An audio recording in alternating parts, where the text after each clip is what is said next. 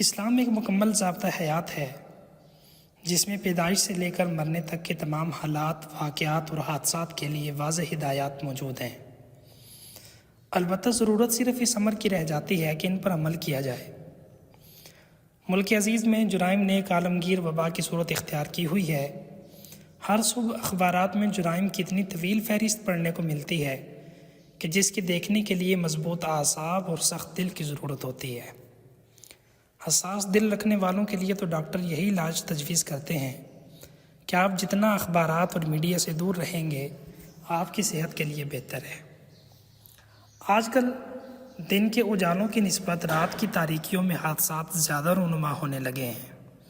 اگرچہ ان کے حل کے لیے اربوں روپیوں کی لاگت سے بننے والی عالی شان عمارتیں قائم ہیں، سفید کپڑوں اور کالے کوٹوں میں ملبوس ہزاروں وکلاء اپنی بھاری بھرکم فائلوں کے ساتھ روزانہ ان عمارتوں میں قائم کورٹس میں پیش ہوتے ہیں۔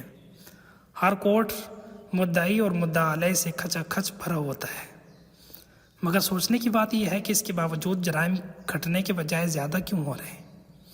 اس سوال پہ اگر سنجیدگی سے سوچا جائے تو نتیجہ یہی نکلتا ہے کہ جرائم کے لیے اللہ تعالیٰ نے جو سزائیں مقرر کی ہیں، ہم نے اس پر انسانوں کی بنائی ہوئی ناقص سزاؤں کو فوقیت دے رکھی ہے، اور یہی وجہ ہے کہ مرض بڑھتا گیا جو دوا کی۔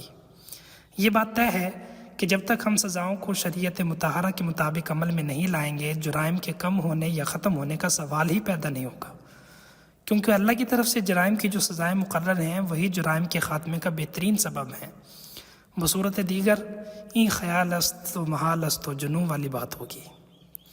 قرآن کریم میں اللہ تعالیٰ نے جرائم کی سزاؤں کے بارے میں بیان کے ساتھ ساتھ ان کے دو مقاصد یا حکمتیں بھی بیان فرمائی ہیں۔ پہلا مقصد یہ ہے کہ مجرم اپنے جرم کا بدلہ پائے، جو گھناؤنی حرکت اس نے کی ہے اس کا انجام جھیلے۔ جس حرام کام کا اس نے خواہش نفس سے مغلوب ہو کر ارتکاب کیا ہے، دوبارہ اس کے ارتکاب کی جرت نہ کر سکے، اور سزا کا خوف اس کے دل سے اس کے داعیے کو ختم کر دے۔ دوسرا مقصد یہ ہے کہ یہ سزائیں عبرت کا باعث ہوں، اس کے ذہن میں ہر وقت یہ بات تازہ رہے کہ اگر کسی دوسرے نے ان جرائم کا ارتکاب کیا تو اسے بھی ویسے ہی بھیانک انجام سے دوچار ہونا پڑے گا۔ یہ شعور دوسرے لوگوں کو ارتکاب جرم سے باز رکھے گا۔ آیت قصاص کے آخر میں اللہ تعالیٰ فرماتے ہیں، اور اے عقل رکھنے والو، تمہارے لیے قصاص میں زندگی کا سامان ہے، امید ہے کہ تم اس کی خلاف ورزی سے بچو گے۔ اس کی تفسیر میں علامہ قرطبی رحمۃ اللہ نے لکھا ہے، اس کا مطلب یہ ہے کہ جب قصاص کو نافذ کیا جائے گا تو جو شخص کسی کو قتل کرنے کا خواہاں ہوگا وہ اس خوف سے رک جائے گا کہ اس کے بدلے میں اسے بھی قتل کر دیا جائے گا۔ اسی طرح دونوں زندہ بچ جائیں گے، اور یہی شریعت مطہرہ کا مقصد ہے۔ چند دن پہلے سپریم کورٹ کے ایک وکیل صاحب سے ملاقات ہوئی۔ میں نے پوچھا، جناب پاکستان میں جرائم کم ہونے کے بجائے آئے دن ہوش ربائی اضافہ کیوں ہو رہا ہے؟ انہوں نے جواب دیا کہ ہمارے عدالتی نظام کی وجہ سے۔ میرے لیے یہ جواب خوشگوار حیرت کا باعث بنا۔ پوچھا، جناب عدالتیں تو انصاف دینے کے لیے سرگرم میں عمل ہیں، پھر یہ جرائم کی تعداد میں اضافے کا سبب کیوں ہے؟ اس پر انہوں نے فرمایا کہ ہمارے عدالتوں کی جملہ کارروائیوں کا منشا یہی ہوتا ہے کہ 99 مجرم رہا ہو سکیں تو بے شک ہو جائیں، مگر ایک بھی ملزم ناحق مجرم نہ ٹھہرنے پائے۔ ہماری عدالتیں مجرموں کو تحفظ دینے کے لیے بنی ہوئی ہیں۔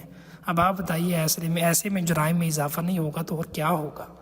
اس کے مقابل شریعت کا خوبصورت نظام عدل موجود ہے، جس کا خلاصہ یہی ہے کہ مجرم کو اپنے جرم کی سزا بہرحال ملے، اور جب مجرموں کو یقینی طور پر سزائیں ملنے لگیں گی تو ہر کسی کے دل میں سزا کا خوف پیدا ہوگا، جس سے وہ جرم کرنے سے پہلے 1000 مرتبہ سوچے گا۔ یہی فرق ہے اسلامی نظام عدل اور ہمارے نظام عدل میں۔ وکیل صاحب کی ہر ایک بات تیر بن کر دل میں اتر رہی تھی کہ ہم جرائم کا خاتمہ کیوں نہیں چاہتے۔ اسلامی سزاؤں کے نفاذ سے ہر دور میں مذکورہ مقاصد حاصل ہوتے رہے ہیں۔ موجودہ دور میں بھی اگر دنیا کے مختلف ممالک میں رونما ہونے والے جرائم کے اعداد و شمار پر نظر ڈالی جائے تو یہ حقیقت پورے طور پر ابھر کر سامنے آتی ہے کہ جن ممالک میں یہ سزائیں نافذ ہیں وہاں جرائم کا تناسب ان ممالک کے مقابلے میں ہی کہیں کم ہے جہاں یہ سزائیں نافذ نہیں۔ ہمارا ملک تو بنا ہی کلمے کی بنیاد پر ہے، اس لیے کیوں نہ ہم اسلامی سزائیں نافذ کرنے کے لیے سنجیدگی سے سوچیں۔ اس لیے ملک کے ارباب اختیار اور مقتدر حلقوں سے میری یہی التجا ہے کہ اگر آپ حقیقت میں ملک کو پرامن دیکھنا چاہتے ہیں اور ملک سے جرائم کے خاتمے کے لیے سنجیدہ ہیں تو پھر اپنی عدالتوں میں شرعی سزاؤں کے نفاذ کے لیے تحریک چلائیں اور عوامی شعور اجاگر کریں، کیونکہ اللہ تعالیٰ کا وعدہ ہے کہ حدود شرعیہ بہترین زندگی کے ضامن ہیں۔ اللہ کرے میری بات ملک عزیز کے باشعور ذہنوں کو سوچنے اور متحرک ہونے پر مجبور کر سکے، کیونکہ اسی میں پاکستانی عوام کی جان، مال اور عزت و آبرو کے تحفظ کی یقینی ضمانت موجود ہے۔